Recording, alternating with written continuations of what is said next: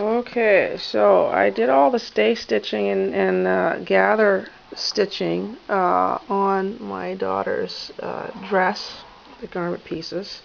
So I just actually want to make a couple of notes on how I handled this because I haven't sewn in like seriously in a long time, and I really got to I got one shot at getting her dress right. So I just want to share some tips with you. I did do some video research on Threads and other places online. So okay, so I know I made the transfer paper a little while ago that from Crayola's washable crayons. And I was hoping that it would work okay. It does on some types of fabric, but on these particular fabrics I got for my daughter's dress, it turned out that it didn't work out so great. Like it wouldn't show up, right? Especially not on the shiny side of the crap satin here. And this fabric just doesn't seem to take well to anything, so I ended up having to use tailor's tacks anyway. And yeah, so and marking darts, I don't know if anybody else does that, but I marked her darts with notches, so I'll know where they're at and how wide they have to be and whatnot. So okay, so I stay stitched the necklines and the armholes. And this material, when you're sewing this on the sewing machine, it's a single layer. It's very hard to control, and you don't want to stretch it, right?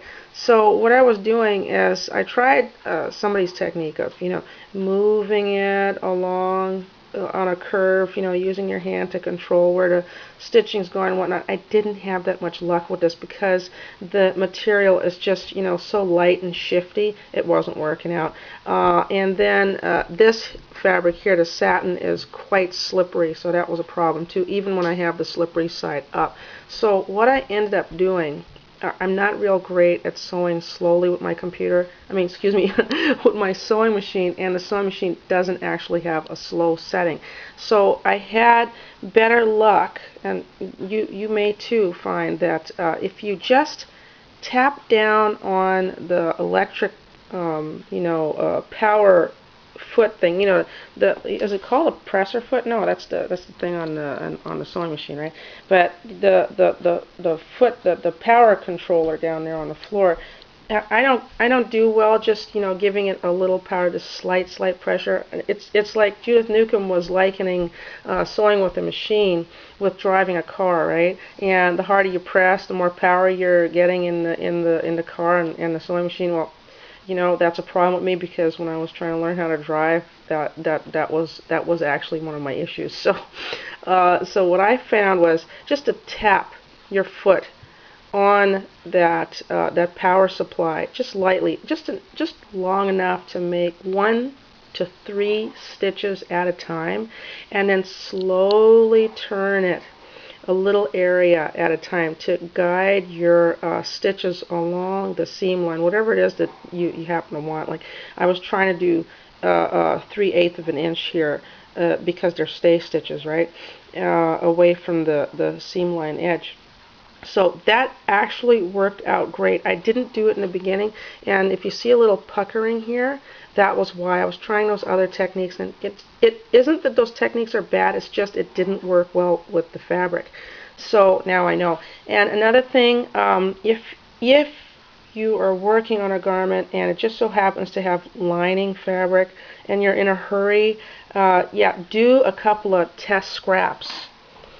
uh, you know, but when you're working on the actual garment material, and your garment actually includes a lining as well, practice sewing on the lining fabric first, just so you can get a feel for the material that you're dealing with, right?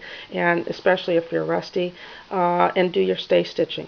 Stay stitching is great because it's not actually going to show through. It's not your seam stitches, right? So if you want to take them out, it's not no harm done, right? Or you want to loosen them up by seam ripping a couple out or something. You'll be doing great. So it's good practice. It's good prep for the rest of your sewing. So yeah, now I'm ready to actually put some lace. I'm gonna be basting the lace into a couple of the the gathering areas, like these sleeves, for example, the puff caps on the sleeves of my daughter's dress. I'm going to be putting some lace at the bottom of them so that I can sew that in later. And I'm also going to do that to the neckline. So some of these places are going to have like a double line of stay stitching, I guess, one to hold the lace in place to be sewn in afterwards.